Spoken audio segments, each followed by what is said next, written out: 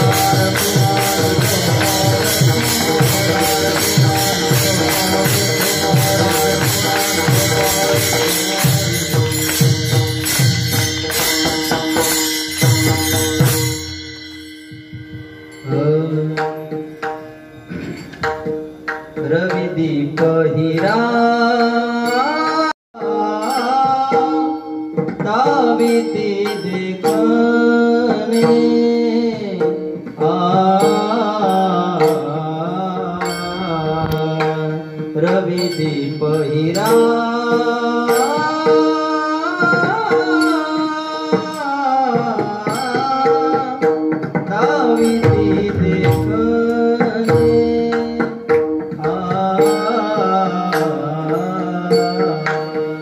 रवि पहिरा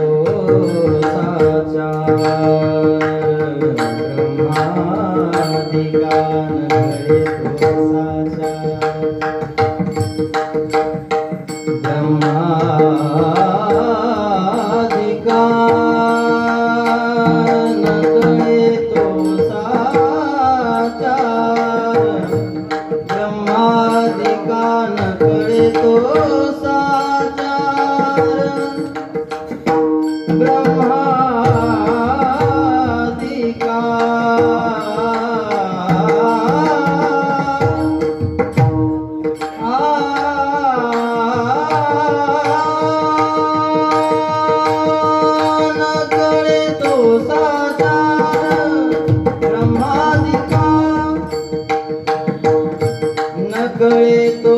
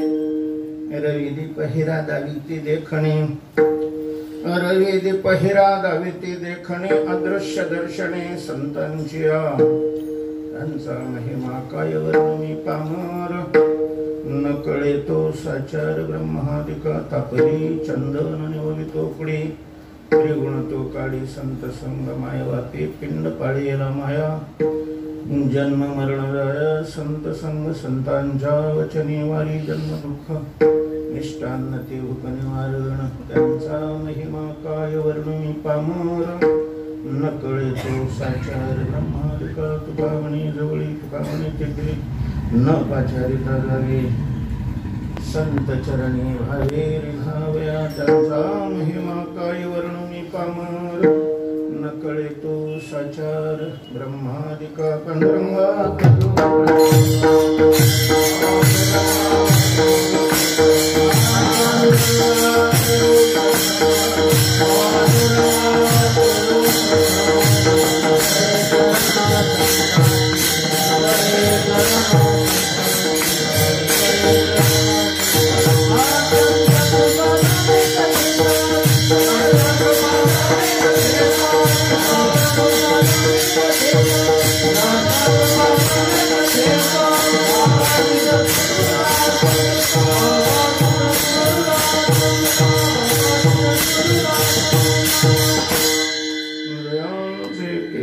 स्मरण होय सकळ विद्यांचे अधिकरण तेचे चरण श्रींचे नमो ज्ञानेश्वर नमो ज्ञानेश्वरा निवृत्ती उदारा सोपान देवा श्री धन्यांची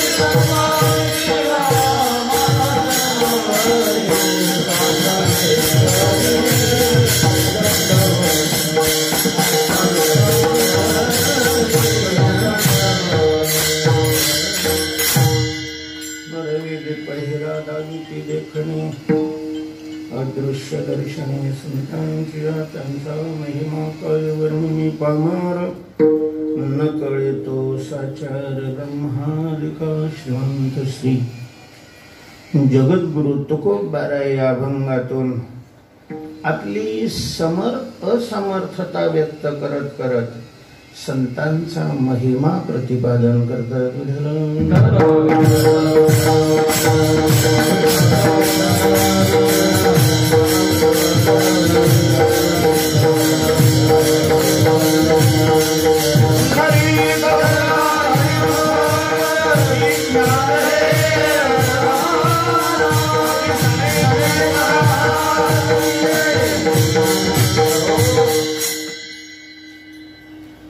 आजची ही सेवा काही निमित्ताने बहुतेक सर्वांना ज्ञात असेलच, तरीही पण त्याचा अनुवाद करणं हे प्रसंगी औचित्याचं ठरेल. परमपूजनीय प्रतस्मरणीय गुरुवर्य बाबा आणि शास्त्री महाराज लोक कोरोनाला घाबरून घरात बसलेले होते आणि तिकडे तीर्थ फिरत होते.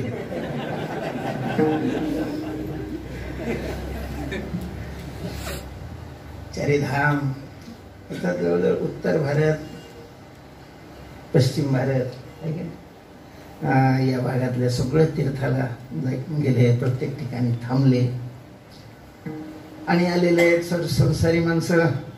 तीर्थयात्रा करून आली म्हणजे मौंद करतात.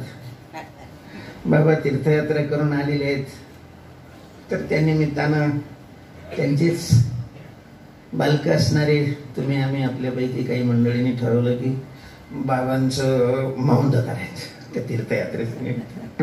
अर्थात गुरुपूजन कशा प्रकारचं करायचंय. कधी विचारलं आता बाबा तीर्थाला कशाला जात असतील? बाबा स्वतः तीर्थ स्वरूप आहे,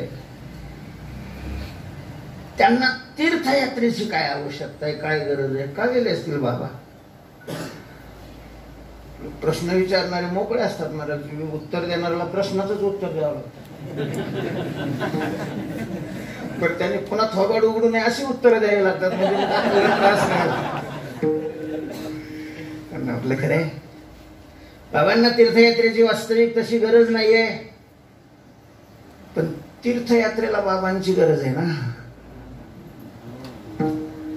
बाबांना तीर्थाची नाही गरज, तीर्थांना बाबाची गरज आहे, म्हणून बाबांना तीर्थांची इच्छा करती नित्य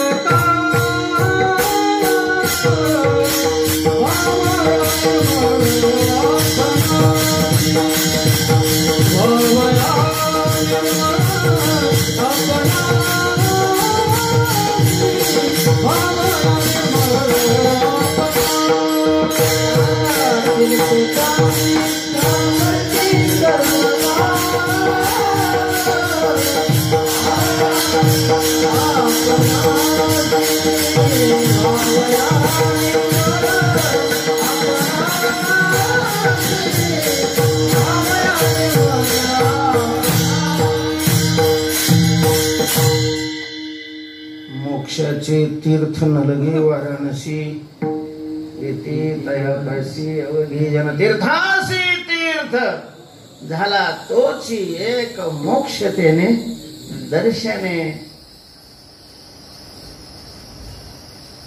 नारद महर्षी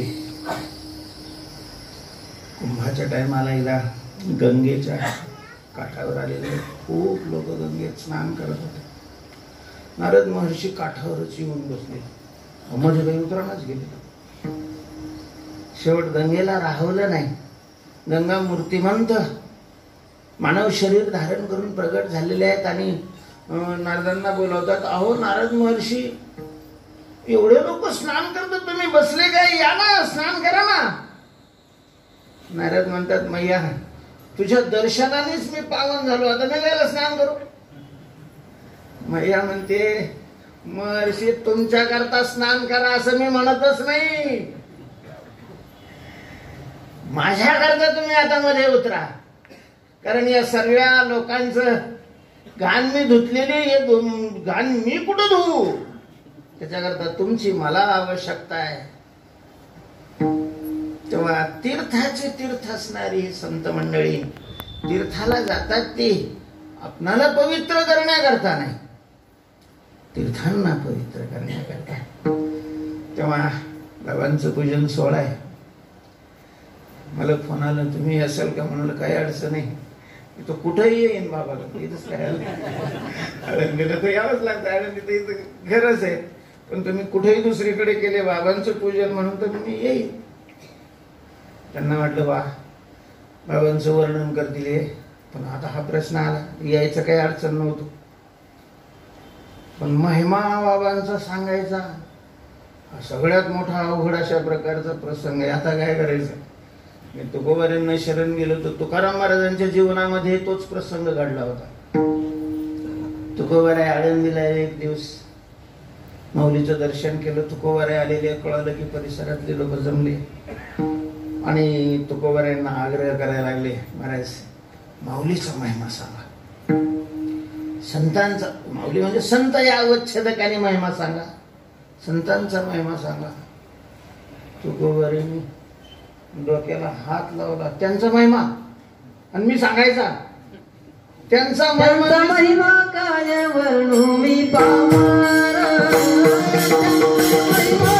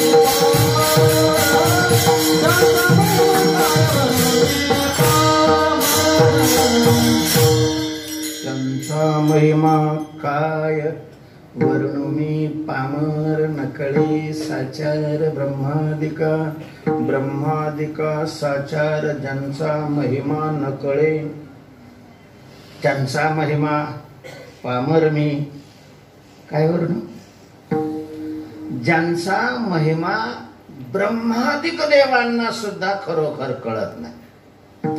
ब्रह्मादिकाचंच नाव का घेतलं बरं? एखाद्या शास्त्रज्ञाचं नाव नाही घेतलं, एखाद्या गणितज्ञाचं नाव नाही घेतलं, एखाद्या राजकारण्याचं नाव नाही घेतलं, एखाद्या संस्थानिकाचं नाव नाही घेतलं, एखाद्या कीर्तनकाराचं नाव नाही घेतलं. नाव कोणाचं घेतलंय? ब्रह्मादिका. ब्रह्मादिकाचं नाव का घेतलं? त्याचं कारण आहे, कळण्याची जी साधनं आहेत ना, कळण्याचं साधन आहे बुद्धी. आपल्याला जे कळतं, काही कळत असेल शास्त्रातलं, कर्मार्थातलं, व्यवहारातलं, चांगलं वाईट जे काही कळत असेल ते कळण्याचं साधन आपल्याकडे काय आहे? बुद्धी आहे. बुद्धीमुळे हे सगळं कळतं.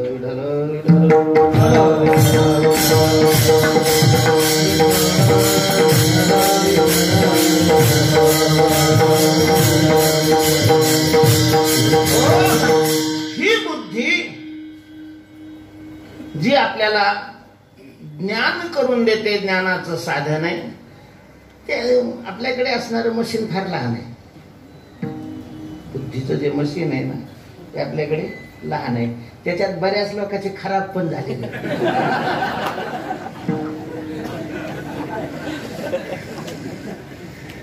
पेट्रोल चालणारी गाडी त्याच्यात जर राखील टाकलं त्या गाड्या जशा दूर मारतात, तसं सत्वगुणांनी वाढणारी बुद्धी त्या सात्विक आहाराच्या ऐवजी राजस तामस अशा प्रकारचे आहार टाकणारे त्यांच्या बुद्ध्या दूर नाही मारणार तर विषय आश्चर्य आहे महाराज.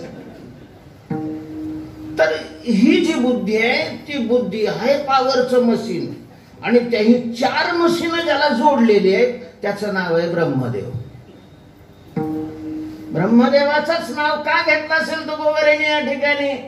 तर कळवून देणारी, ज्ञान संपादन करणारं जे साधन आहे बुद्धी, तर ते बुद्धीचं मशीन मोठं आहे ब्रह्मदेवाचं. कारण आता भगवंताची ती योजना आहे, ईश्वराची योजना आहे, ज्याला जेवढं काम आहे तिथं तेवढेच पॉवरचं टाकलं जातं. ब्रह्मदेवाचं कामच फार मोठं आहे महाराज. जगाचा कॅबिनेट मंत्री ब्रह्मदेव आहे. सृजन खातं त्यांच्याकडे, जगाचं सृजन खातं. कोणी कल्पना केली आहे? जगामध्ये 84 लाख प्रकारची शरीर आहेत. एका शरीराचे अनंत प्रकार आहेत, आणि असे अनंत ब्रह्मांड या जगामध्ये आहेत. आळंदीमध्ये लाल मुंग्या किती असतील तर नगरपालिकेच्या माणसाला नाही सांगता येणार. लोकांना काय सांगता येईल? असे 84 लाख. म्हणजे प्रत्येक शरीराची अवयव पार्ट तयार करण्याच्या वेगवेगळ्या छोट्या छोट्या किती कारखाने असतील, ते सगळ्या कारखान्याचं संचलन एकट्याला करावं लागतं. बरंच किती अवघड आहे. चिलट्याला पण डोळा आहे, म्हशीला पण डोळा आहे. ते डोळे तयार करायचे किती फॅक्टरी कसा करत असेल विचार केला तर माणसाला आश्चर्य वाटावं. कसंच करत असेल. प्रत्येकाला दात आहेत. बरं, ते नुसते दात निर्माण नाही करायचे, फिटिंग करायची. आप जाऊ कोण करतो? पप्पाला विचारा, कोणी केली फिटिंग किडनीची? काय पप्पाला काहीच माहिती नाही, आईलाही काही माहिती नाही, तो करणारा दुसराच आहे. हे सगळं त्याच्याकडे खात आहे. तर कुठंही चूक होऊ नये म्हणून त्याला तेवढ्या पॉवरच्या भगवंतानी 4 मशिनी आहेत. 4 मशिनी, 4 डोके आहेत.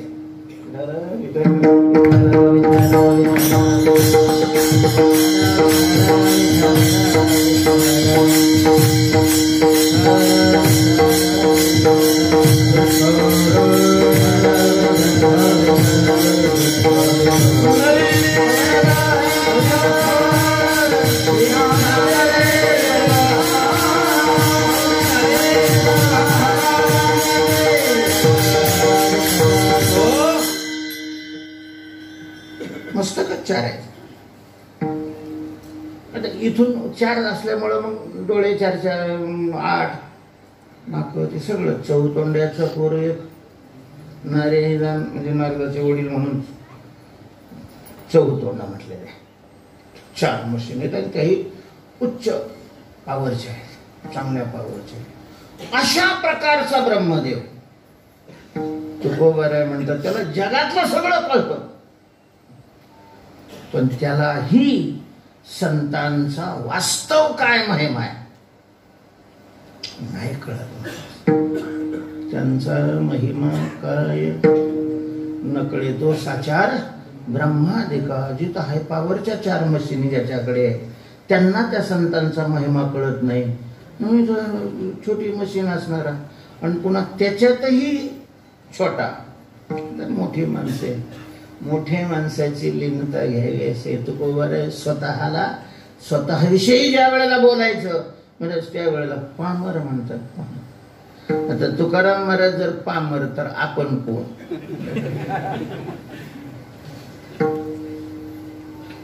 त्यांनी म्हणजे जागाच नाही ठेवली आपल्याकरता. आम्ही कोण आहे हे सांगायला जागाच प्रकारची ठेवलेली नाही. पामर शब्दाचा अर्थ इथं ते नाही येत शास्त्रहीन संस्कारहीन नामकर्ता. पामर म्हणजे छोटा निकृष्ट अशा प्रकारचा. बुद्धीच्या बाबतीत तुकोबाराय म्हणतात नाही पामरासारखी बुद्धी काय कळत आम्हाला. संतांचा महिमा कळालाच नाही, वर्णन कसं करायचं? तुम्ही म्हणता संतांचा महिमा सांगा. तो संतांचा महिमा कळणंच खूप कठीण आहे. संतांचा महिमा, भक्ताचा महिमा तो नुसता दुर्गम नाही, बहुविशेषण वापरलेलं आहे. अत्यंत दुर्गम आहे, अत्यंत अशा प्रकारचा कठीण आहे. म्हणजे पहिलं तर कळत नाही, कळाला तर सांगणं त्याच्यापेक्षा पुन्हा कठीण. कारण सांगण्याकरता शब्द लागतात, ज्या द्वारा व्यक्त करायचे ते काय पाहिजे? शब्द आणि वाणी पाहिजे. सांगण्याची ही 2 साधनं आहेत, वाणी आणि शब्द. तर संतांचा ज्यांना कळालाय त्यांच्याकरता एक तर कळणंच अवघड. तो नाही तो फक्त संतांचा महिमा संतांनाच कळतो.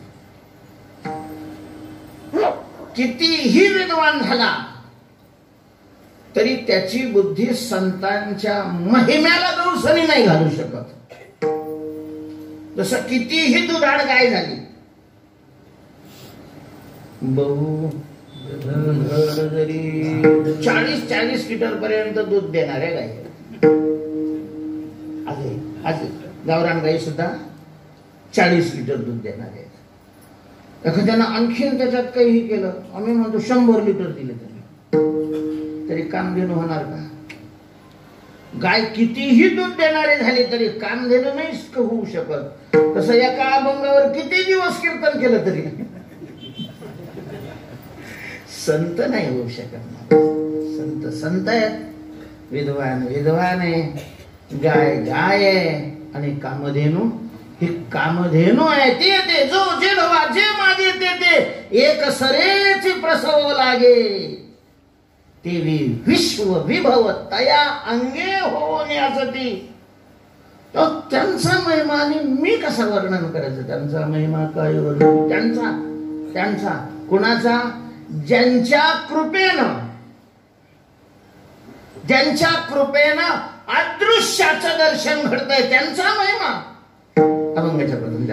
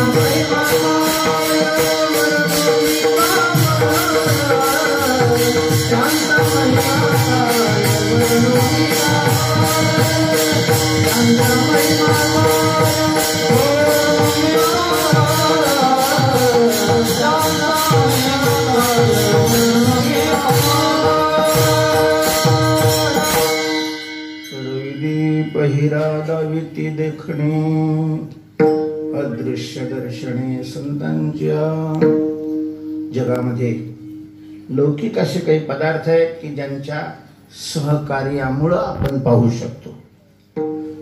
कल्पना करा, सूर्य रजेवर गेला, सगळ्या लाईटी दिव्या बिमार पडले आणि हिऱ्याचं भांडण झालं.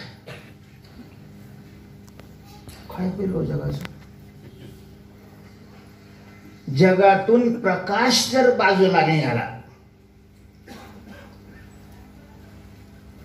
कसलाच प्रकाश आहे, कोणाच्याही द्वारा आपल्यापर्यंत पोहोचणारा जो प्रकाश आहे, तो प्रकाश आपल्या जीवनातून बाजूला जर झाला तर काय होईल जीवनाचं?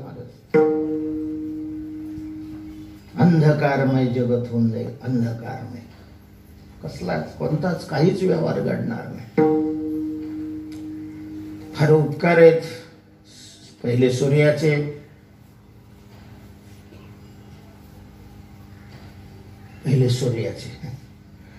कारण खूप प्रकाश आपण कोणाचा वापरतो? सूर्याचा. आणि पुन्हा फुकट. अजून तरी शासनाच्या डोक्यात ते नाही आलेलं.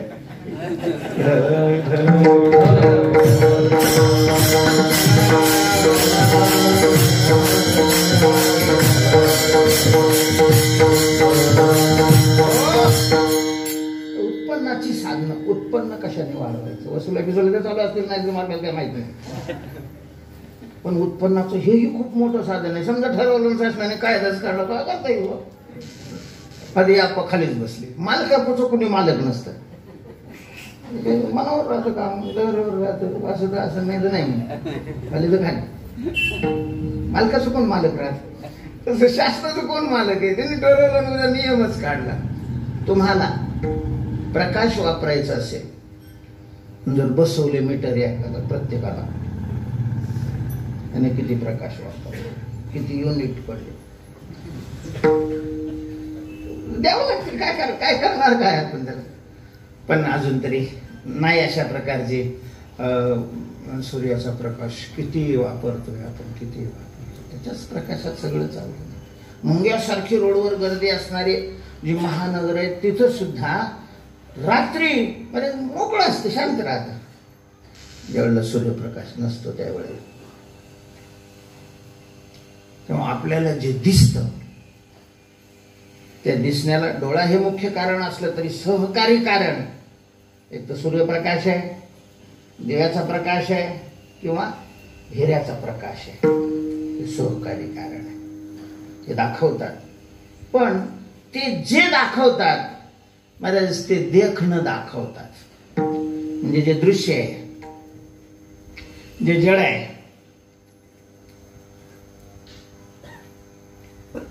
अगदी शास्त्राच्याच भाषेत सांगायचं तर जे पाहिल्यानंतर पर्यवसान दुःखामध्ये होणार आहे, भेदाचं दर्शन होतं त्यांच्यावर. आपल्याला दुःख नाशाची इच्छा आहे, दुःखाच्या संबंधाचा वियोग घडावा आपल्या जीवनामध्ये ही अपेक्षा आहे. आणि ज्याच्या दर्शनाने ही अपेक्षा पूर्ण होते त्याचं दर्शन करवण्याचं सामर्थ्य ना सूर्यप्रकाशामध्ये, ना दिव्याच्या प्रकाशामध्ये, ना हिऱ्याच्या प्रकाशामध्ये. दुःखातून मुक्त व्हावं असं वाटत असेल, अरे धन मिळवून हे साध्य नाही प्राप्त होत. धनाने जीवनातल्या शरीराला आवश्यक असणाऱ्या गोष्टी देण्याचं धनामध्ये सामर्थ्य आहे. तेवढ्या अडचणी धन आपल्या काय करतं? निवृत्त करतं. पण मनाची जी मुख्य अडचण आहे, दुःख नको, तर ही पावर पैशामध्ये नाही. परमार्थात आलेली साधक मंडळी ऐका, ते पैसे घेणाऱ्याला आदर्श नका करू. दुःखातून मुक्त व्हावं म्हणूनच पैसे देणारे पैसे देतात. जर पैसा दुःखातून मुक्त करत असतं तर त्यांना दुसऱ्याला द्यायची काय गरज आहे? सप्ते करायचे आपल्याला पाकिट द्यायची. त्यांना असं वाटतं की पैशाने आपण दुःख मुक्त होत नाही, कमीत कमी यांना दान धर्म केल्यावर मुक्त होऊ. म्हणजे पैसा दुःख मुक्त जीवन करू शकत नाही. आज जगात पैशाला कमी नाही, खूप पैसा आहे महाराज, खूप पैसा आहे. भिकारी लोकांवर बँका चालतात, एवढे पैसे भिकारी लोकांकडे आहे. पैशाने दुःख मुक्त जीवन नाही होत, होणंही शक्य नाही. कारण शास्त्र सांगतं यो भूमा तत्सुखम. जो भूमा आहे, व्यापक आहे, तो सुखरूप आहे. अल्प जी वस्तू आहे, परिच्छिन्न वस्तू आहे, ती सुखरूप नाही. परिच्छिन्न वस्तू जड असते, जड वस्तू विनाशी असते, आणि विनाशी वस्तू स्वरूपाने दुःख रूप असते. पैसा भूमा नाही, पैसा परिच्छिन्न आहे. आणि त्यामुळं पैशाने जीवन दुःखमुक्त होत नाही. पैशाने जीवन दुःख संयुक्त होतं. म्हणून शास्त्रांनी संतांनी ज्याला दुःख मुक्त जीवन करायचंय म्हणजेच उद्धार करायचा आहे, त्यांनी याचा संबंध सोडायचा सांगितलेला आहे. पूर्व पक्षी देवतीही बळे धरीला सायसे. काय केलं त्यांनी? पूर्व पक्षी प्राथमिक अशा प्रकारच्या साधन कालामध्ये धातू धिक्कारिले, धातूचा संबंध तोडला, त्याविषयी उदासीन राहिले, त्याच्याकडे पाठ फिरवली. धातूच्या मागे धावणारा देव कधीच या जन्मात नाही, 100 जन्मात मिळणार नाही, असं तुकाराम महाराजांचं मत आहे. विठ्ठल विठ्ठल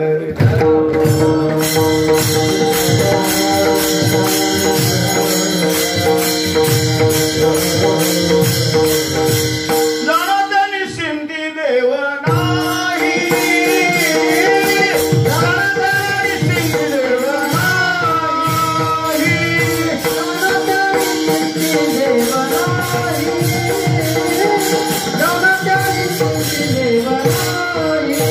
जगभूमीला जगद्रव्य उपाधीती, राज्यद्रव्य उपाधीती, राज्यद्रव्य उपाधीती, राज्यद्रव्य उपाधीती. जाणतनी सिंधी देव नाही, जाणतनी सिंधी देव नाही, जाणतनी सिंधी देव नाही, जाणतनी सिंधी देव नाही. तुकाराम महाराजांचं प्रमाण आहे. गाथ्यात आहे वृत्ती भूमी राज्य द्रव्य उपार्जिती. हे मिळेल त्यांना, प्रारब्धात असेल तर ते. पण ह्याच्या पाठीमागे लागणाऱ्याला निश्चितपणे समजून घ्या, देव नाही मिळणार. जाणत्या निश्चिती देव नाही. तुकोबाईने काय म्हणलं असेल, काय तुकाराम महाराजाला बिघडत होतं, आपल्याला मिळत होतं. तुकाराम महाराजचं पोट का दुखत होतं मला नाही माहिती. तुकाराम महाराजाला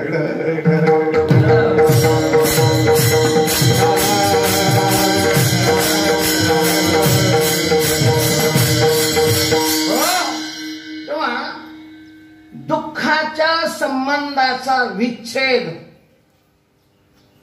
ज्याच्या दर्शनाने होतो. जीवनातलं दुःख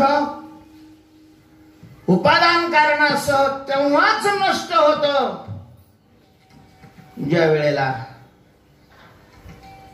भगवंताचं दर्शन होतं. तुका म्हणे त्याची पाहिल्या पाय मग दुःख जाय सर्व माझे. मग नंतर सर्व दुःख माझे जाय. भगवत साक्षात्काराशिवाय दुःखाचा अभाव जीवनात होत नाही. जगाच्या आरंभापासून आजपर्यंत खूप खूप मोठे संसारिक माणसं होऊन गेले. संसाराच्या दृष्टीनं अनुकूल मानलेल्या कुठल्याही पदार्थाचा अभाव त्यांच्या जीवनामध्ये नाही, असे फार उदाहरण आपल्याला इतिहासामध्ये मिळतील. म्हणून ते दुःख रहित त्यांचं जीवन झालं असं मात्र नाही. मग तो रावण घेतला काय, दुर्योधन घेतला काय, अलीकडचा सिकंदर घेतला काय. सिकंदराचे, दुर्योधनाचे, रावणाचं दुःख जर पैशाशिवाय जात नसेल, पैशाने जात नसेल तर कीर्तनकाराचं आपलं तरी कसं जाणार आहे. आपल्याकरता काही वेगळा नियम आहे असं थोडी आहे. त्याच जगामध्ये आहे आपण, त्याच सृष्टीमध्ये आहे. त्या दुःखातून मुक्त होण्याकरता आपण या मार्गात आलेलो आहे. तेव्हा कशाला किती महत्व द्यावं, त्याला महत्व किती द्यावं हे ठरवणं आवश्यक आहे. जे मुख्य आहे ते मुख्य ठेवलं पाहिजे, जे गौण आहे त्याला गौणत्वच अशा प्रकारचं दिलं पाहिजे, जर आपल्याला दया येत असेल तर. म्हणजे दुःखाचा अभाव होऊ शकतो जीवनामध्ये, होतच नसता तर शास्त्राने त्याचं साधनच सांगितलं नसतं. अरे शास्त्र आपल्याला फसवण्याकरता निर्माण नाही झालेलं.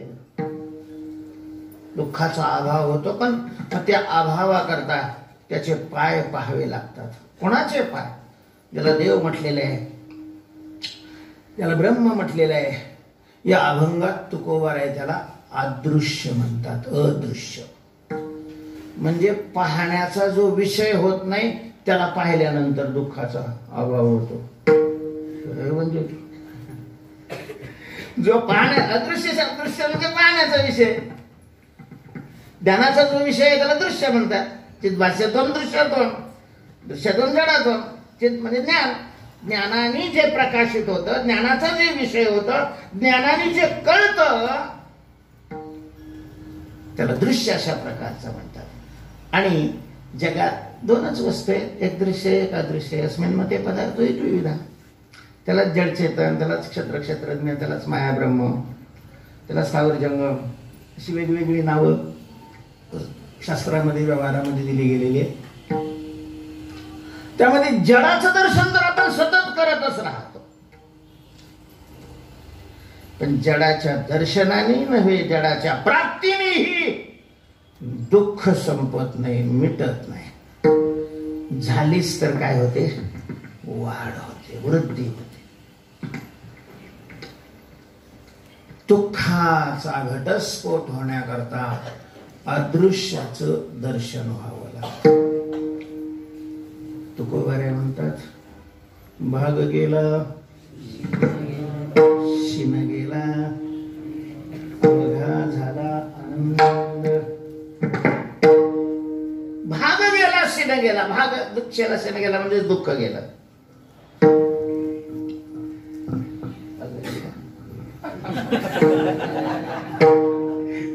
तुमचे तुम्ही ठरवा.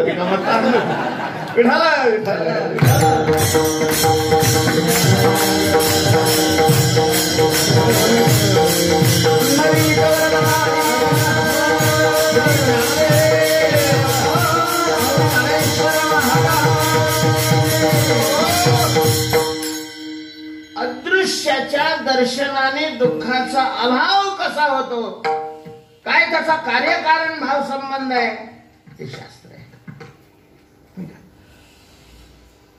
पण दुःखातून मुक्त व्हायचं असेल तर हे थातुर मातुर वरवरचे उपाय करून आजपर्यंत कुणी दुःखातून मुक्त झालेलं नाही.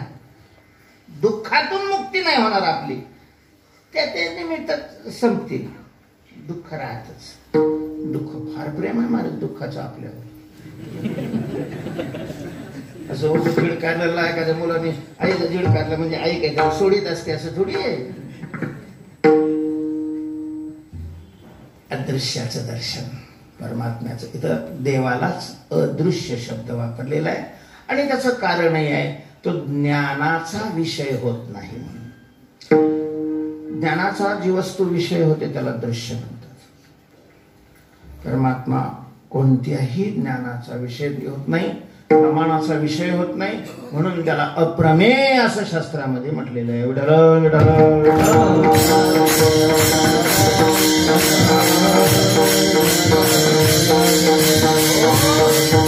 ज्ञानोबरायांनी ज्ञानेश्वरीच्या पहिल्याच ओळीमध्ये स्वसंवेद्या, सुसंवेद्य या शब्दाचा एक अर्थ आहे सु असंवेद्य. वेद्य जाणण्याचा विषय, संवेद्य चांगल्या प्रकारे ज्ञानाचा विषय, असंवेद्य चांगल्या प्रकारे जाणण्याचा जो विषय बनत नाही. पुन्हा त्याला सु काय लावले, विशेषण लावलेले सु असंवेद्य, असं संवेद्य. तेव्हा ज्ञानाचा तो विषय होत नाही. ज्ञान त्याला प्रकाशित करू शकत नाही.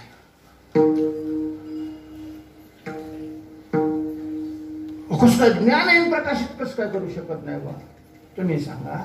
संध्याकाळी चांगली पॉवरची जर बॅटरी असेल आणि ती बॅटरी चालू केली तर समोरची वस्तू चांगली दिसते की नाही? चांगली दिसते की नाही? मी एकाने सांगितले, अरे उठ ना, सूर्य उगवला. म्हणलं कुठं घेतली बॅटरी?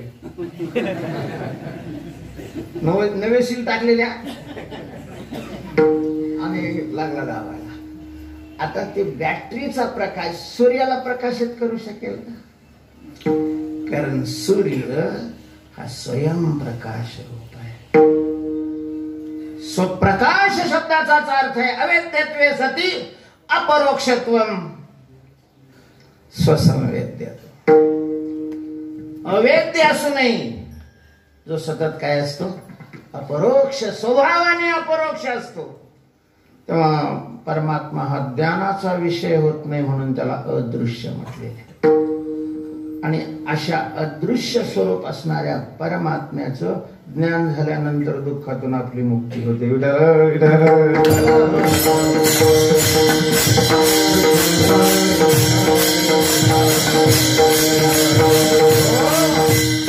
आत्मावारे द्रष्टव्य, श्रोतव्य, मंतव्य, निदिध्यास द्रष्टव्य. भाग्याले ते मनुष्य देहा. तुकोबाराय म्हणतात, भाग्य आहे तुमचं आणि त्या भाग्याने तुम्हाला नरदेह मिळवून दिलेला आहे. मानव देहाला आलेले आहात. आता त्याचा सदुपयोग करा, त्याचं कल्याण करा आणि बघा, त्याला पहा की ज्याला पाहिल्यानंतर आपल्या जीवनातलं दुःख, आपल्या जीवनातलं दैन्य, आपल्या जीवनातली चिंता, आपल्या जीवनातली उणीव, कमीपणा हा सगळा नष्ट होऊन जीवन परिपूर्ण होईल. त्याला पहा आणि त्याला दाखवण्याचं सामर्थ्य जर कोणाचं असेल तर ते संतांचं.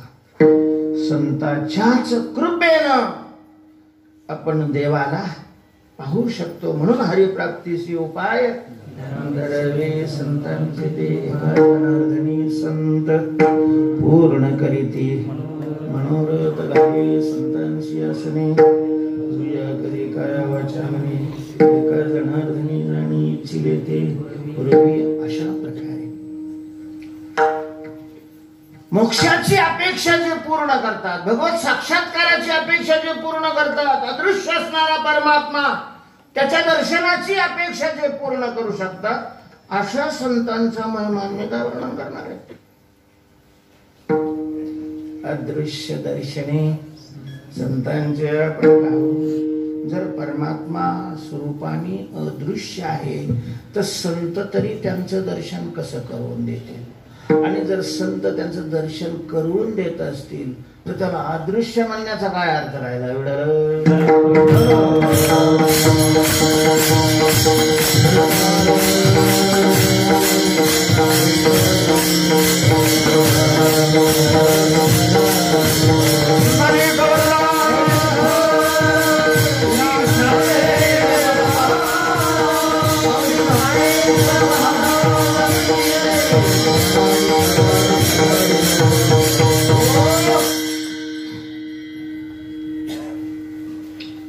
थोडक्यात सांगतो. हा विषय एवढ्या थोडक्यात सांगण्यासारखा नाही, पण आपल्याकडे वेळ कमी आहे. बाबांचं पूजन होणार आहे, नंतर भोजन होणार आहे. त्याच्यामुळे या विषयाला फार लांबवणं बरं नाही, अजून अभंग तसं म्हटलं.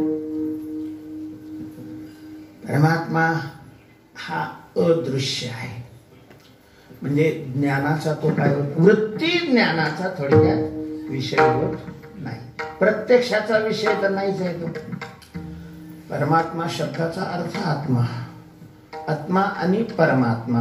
आत्मा हा परमात्माच आहे, एकच आहे.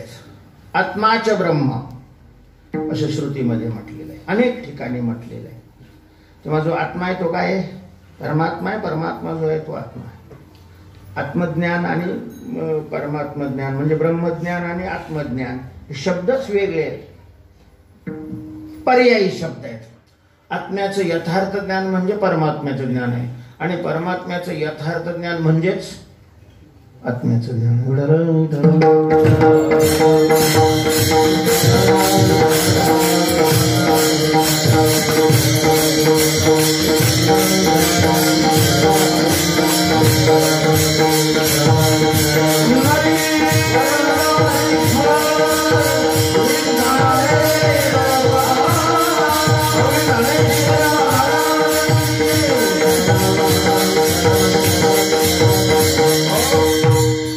विषयीचं अगदी विस्ताराने वर्णन चित्सुखी नावाच्या ग्रंथामध्ये चित्सुखाचार्याने केले. खूप सुंदर ग्रंथ आहे.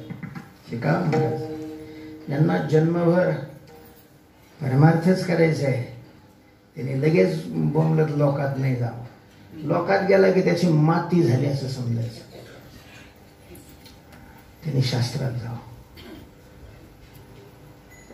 यात काही पोर आहे नाही, म्हातारी नाही, बायको नाही, काही नाही, नुसते पोटभर जायची गरज नाही. शास्त्र चिंतन करावं, शास्त्र शिकावे. चित्सुखी आहे, सुंदर ग्रंथ आहे. आहेत शिकवणारी माणसंही आहेत, नाही असं नाही. फार सुंदर अशा प्रकारचं चिंतन केलेलं आहे. तेव्हा हा जो आत्मा आहे,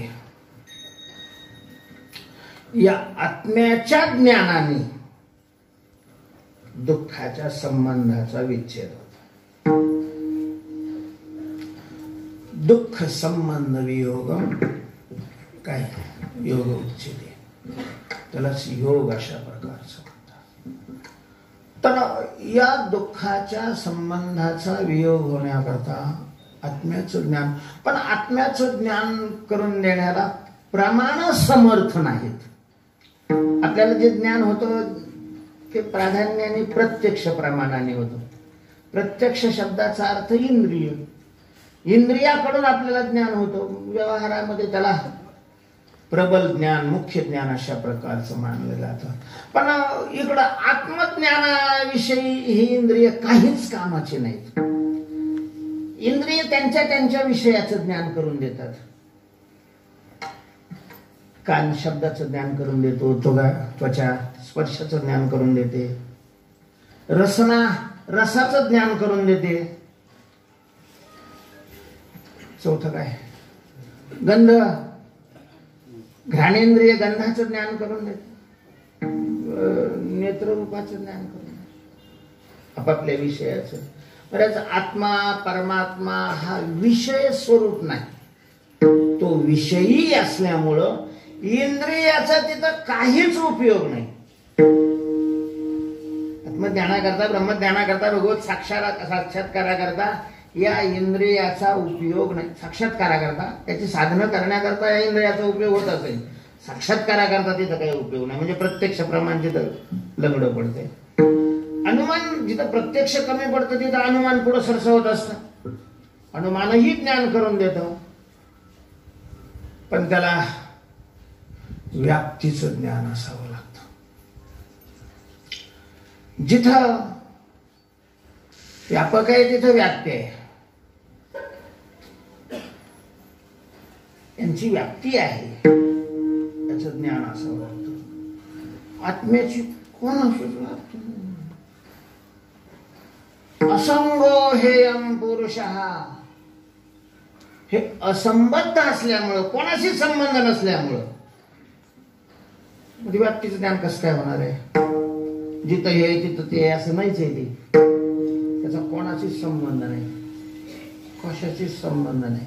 सगळ्यापासूनच ते काय आहे, दूर अशा प्रकारचे. अनुमान काही करू शकत नाही.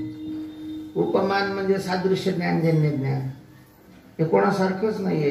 कुणी विचारलं ना तुम्हाला देव कसा आहे हो, कोणासारखाच नाही असा आहे. तुका म्हणे न हे आणि काय सारेखा तोची माझा सखा पांडुरंग, अर्थात तो कोणासारखाच नाही.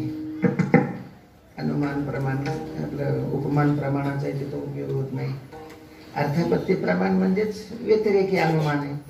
अनुमान नाहीच आहे. अभाव अनुपलब्धी प्रमाणाचा उपयोग होत नाही, कारण अनुपलब्धी प्रमाण हे अभाव वस्तूचं ज्ञान करून देणार आहे. ते भाव स्वरूप आहे, त्याच्यामुळे त्या प्रमाणाचा तिथं उपयोग होत नाही. म्हणून ज्ञान कसं काय होणार आहे. ज्ञान शब्द प्रमाण करून देतं. फक्त शब्द प्रमाणाचं थोडंसं चालतं तिथं. पण शब्द सुद्धा अर्थाशी संबद्ध होऊनच ज्ञान करून देत असतो.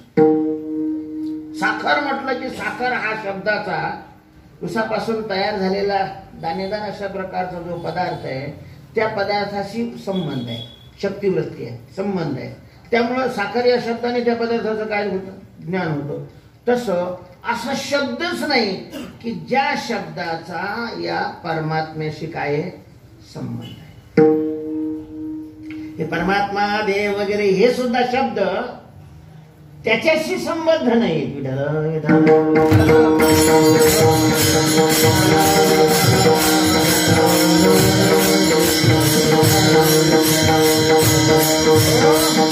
सच्चिदानंद हे शब्द सुद्धा शक्तिवृत्तीने त्याचं ज्ञान नाही करू शकत. द्विविधी रूपाने निषेध रूपाने सच हा शब्द काय करतो की तो असत नाही हे सांगतो. परमात्मा सत आहे याचा अर्थ सत स्वरूप असं नाहीये. तो काय नाही, असत नाही. असदाची या व्यावृत्ती सद म्हणून आले श्रुती. अशा प्रकारे मग ते निषेध प्रतिदिनं किंवा लक्षणावृत्तीने शब्द तिथपर्यंत जाण्याचा काही प्रयत्न करतो तरी ते नाहीच जात. मग त्याला त्याच्यात अशी ताकद भरून पाठवावं लागतं त्या शब्दाला. तेही लक्षणावृत्तीने, लय राग आला पण असं मुठभर गोळ्या घेतल्या हाणल्या एकाला, बंदुकीच्या गोळ्या अख्ख मुठभर घेतला, मोजलेच नाही त्या किती मारल्या. आता मुठभर गोळ्या जरी एखाद्याला मारल्या तरी मरल का तो? गोळ्याने माणसं मरत नाही का? गोळ्याने मरतात माणसं, पण असे हाताने फेकल्यावर मग नाही मारणार. त्या गोळीमध्ये पावर येण्याकरता त्याला बंदुकीत मग ते पावर हजारो पटीनं त्या गोळीची पावर काय होते, वाढते. तस या शब्दाला पावर येण्याकरता संतांच्या वाचारूपी बंदुकीत घालावं लागतं.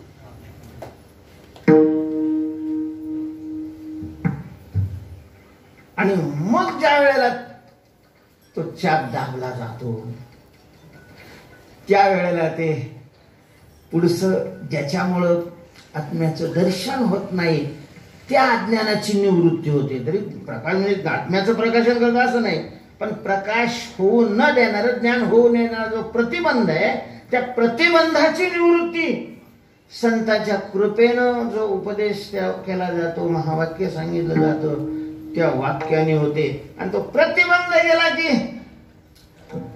हा आत्मा स्वतःच्याच सामर्थ्याने तो अपरोक्ष होऊन जातो. मोठके ज्ञानोबराने त्याचं विश्लेषण, मोठके गुरुमुखे उदय जर दिसे हृदय स्वयंभरती असे.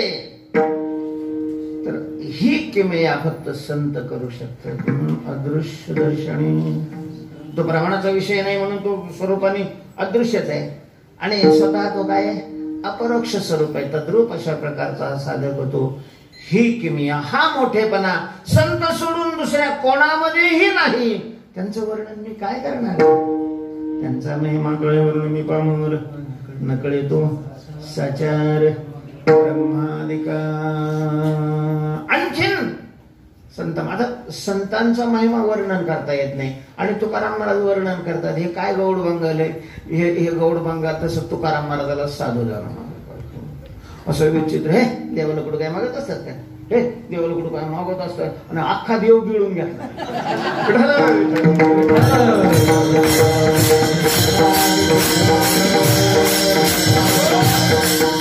बाकीचे काय मागून मागून मागतील, पोरग दे, पैसा दे, पाणी दे, अंक दे, कुठं निवडून येऊन दे, कुठं एखादं सत्याचं पद दे, हे मागतील. हे आम्ही नाही देवाला मागत. आमची जात कशी आहे, काही मागणी काही मागणे.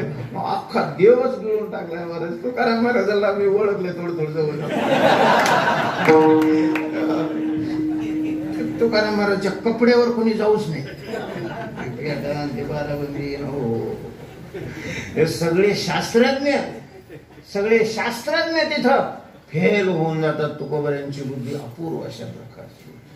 कसं काय वर्णन करणार, त्यांचं वर्णन काय करू, काय सांगू, आता संतांचे उपकार काय काय सांगू, काय सांगू, त्यांचा महिमा मी कसा सांगणार असं म्हणून तर सांगितलं. मग काय सांगू असं का म्हटलं तुकाराम महाराजांनी, असं कदाचित कोणी प्रश्न विचारला. तुकाराम महाराज काय खोटं बोलतात का, त्यांचा महिमा काय असं का म्हणतात मग, तर त्याचं कारण आहे. महिमा हा 3 प्रकाराने सांगितला जातो.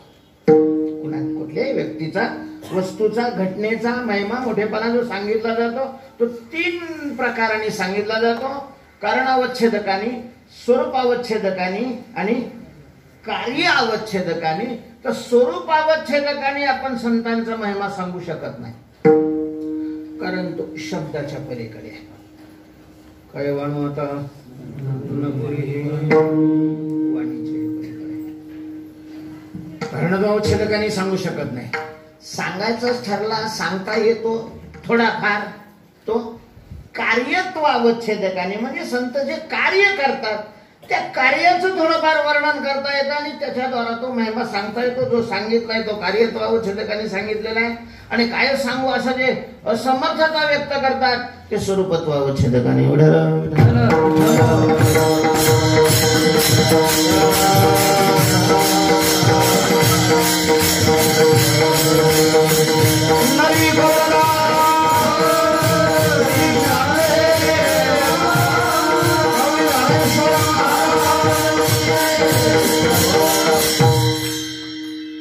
असा महिमा कार्यत्वावच्छेदकाने महिमा सांगत असताना सुद्धा तशा प्रकारचं कार्य करणारी लौकिकातली जी दुसरी वस्तू आहे त्या वस्तूशी तुलना करून तो सांगतात. जसं दाखवण्याच्या बाबतीत रवी, दीप, हिरा यांच्याशी तुलना केली, तसं 3ऱ्या चरणामध्ये तापली चंदन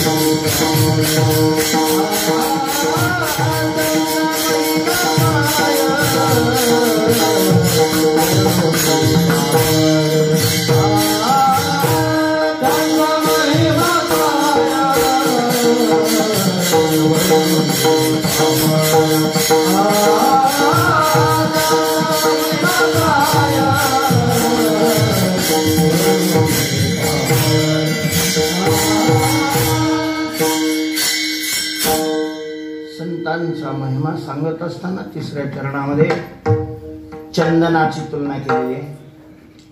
4थ्या चरणामध्ये आईवडिलाची तुलना केलेली आहे. 5व्या चरणामध्ये मिष्टान्नाची तुलना केलेली आहे. चंदन काय करतो? शरीर जर तापलं तर तप्त असणाऱ्या शरीराला शांत करतो. असली चंदन. 52 कशी चंदन. तुकाराम महाराजांनी त्याची ओळख करून देताना असं म्हटलं, अशी कढईमध्ये तेल टाकायचं, त्याच्या खाली जाळ लावायचं आणि अशी तेलाला उकळी अशा प्रकारची आलेली आहे. अशा उकळी आलेल्या तेलामध्ये 1 थेंब टाकला तरी उकळणारं तेल शांत होतं. चंदनाचं असली चंदन संपल्याचं. उकळल्या तेला 52 चंदन बुंदे एका क्षणात शीतळ करी. अर्थात शरीरही तापलेली पूर्वी नाही, उन्हाळ्यामध्ये आजही वैशाख महिन्यामध्ये चैत्र महिन्यामध्ये माऊलीच्या समाधीला काय लावतात? उटी लावतात. ते त्याच्याकरताच असते, तापातून ते शांत व्हावं म्हणून. असं तापलेल्या कुडीला शरीराला चंदन शांत करतो. पण आतून ताप असेल तर चंदनाचं काही चालत नाही. अंतःकरण तप्त असेल, मन तप्त असेल तर मग चंदनाची चोळी माझे सर्व अंग पोळी. चंदन त्या शरीराला म्हणजे अंतःकरणाला शांत करू शकत नाही, पण संत अंतःकरणाला तप्त करणारे जे 3 गुण आहेत, सत्व रज आणि तम, त्या गुणाचाच संबंध तोडून टाकतात. तातली चंदन निवळ तोकडी त्रिगुण तो काढी संत संग. आई बाप खूप प्रेम करतात मुलावर. आपल्या चमड्याचे जोडे करून आई वडिलाच्या पायात घातले तरीही त्या उपकारातून आपण उत्तीर्ण होऊ शकत नाही. खूप उपकार आहेत. पहिले आई वडिलाचे उपकार आहेत, दुसरे ईश्वराचे उपकार आहेत आणि तिसरे संतांचे उपकार आहेत. या उपकारातून आपण उत्तीर्णच होऊ शकत नाही. ते उपकाराचं ओझ डोक्यावर घेऊनच अशा प्रकारचं जगावं लागतं.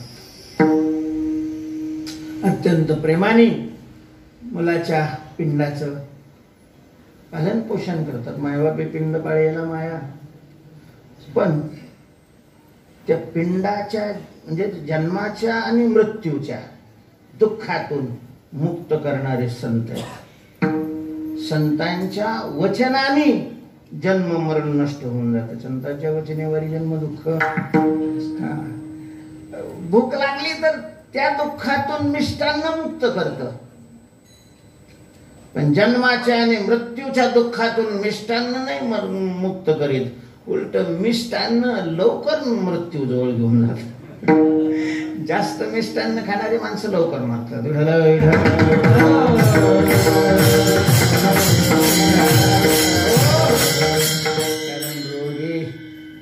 कारण भोगे भोगामुळे रोग वाढतात. रोगाने मृत्यू अशा प्रकारचा येतो. संतांच्या वचने वारे जन्म दुःख म्हणून असं जन्म मरणातून मुक्त करवणारे, जीवनातल्या दुःखाचा अभाव करवणारे, तप्त करणारे जे त्रिगुण आहेत त्यातून मुक्त करणारे संत आहेत. त्या संतांच्या जवळ जाण्याकरता निमंत्रण पत्रिकेची वाट पाहू नये. तुका म्हणे जवळी न पाचारिता जावे आणि भावे संत चरणी रेघावया. विश्वासाने संतांच्या स्वरूपामध्ये विलीन होण्याकरता त्या ठिकाणी जावं. अशा संतांचा महिमा मी काय वर्णन करणार.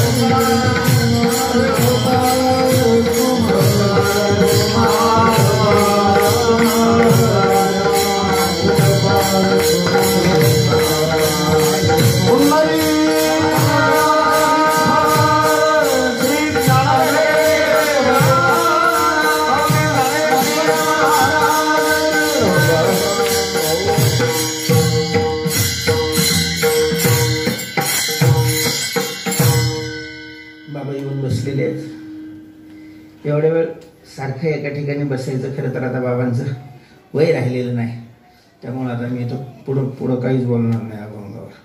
बाबांचं पूजन व्हायचंय आणि नंतर महाप्रसाद होणार आहे. आपण चाल सुद्धा नको आता. गणेश्वर माऊली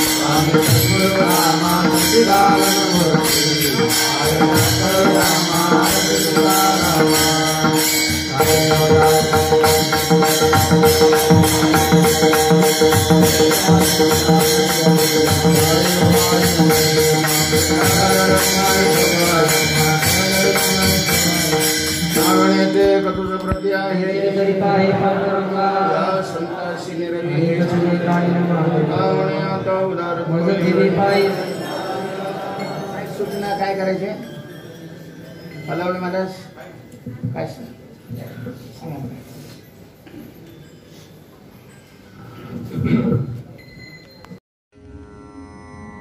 गोष्टी महाराज हे यूट्यूब चॅनल आजच सबस्क्राईब करा. बेल आयकॉनवर क्लिक करा. शुद्ध सांप्रदायिक चाली, कीर्तनं, प्रवचनं, कथा, पारायणं असे वारकरी संप्रदायाशी संबंधित व्हिडिओ पहा. आपणही पहा आणि इतरांनाही आग्रहपूर्वक सांगा.